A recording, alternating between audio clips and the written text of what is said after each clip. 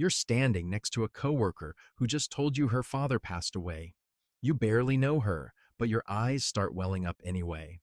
And immediately, you feel embarrassed. You blink it back. You look down. You think, this isn't my grief to cry over. Get it together. So you swallow it, nod, say, I'm so sorry, and walk away, still holding the lump in your throat. Or maybe it's smaller than that.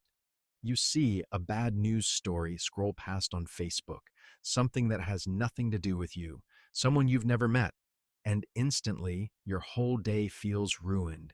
You can't let the thought go. You can't focus on anything else because all you can feel is the weight of that stranger's pain. If either of those has ever happened to you, you've probably called yourself too sensitive for it. But what if that reaction isn't a flaw? What if it's actually one of the clearest signs of high emotional intelligence? Psychologists have a name for what just happened in both of those moments. It's called affective empathy. Your brain doesn't just understand that someone is in pain, it actually mirrors it, chemically, in real time. You're not performing sympathy.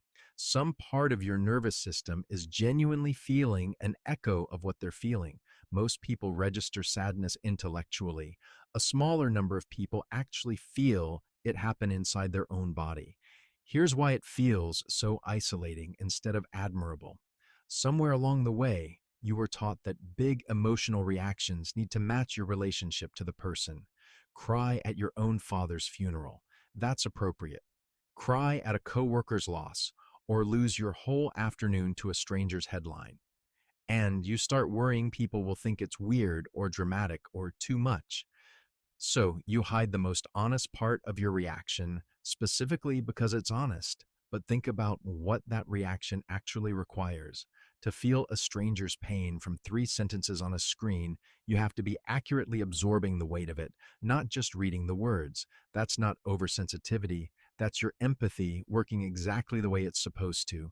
So next time it happens, the tears you swallow at a funeral that isn't yours to grieve, the ache that ruins your whole day over a headline about someone you'll never meet. Stop treating it like something to hide.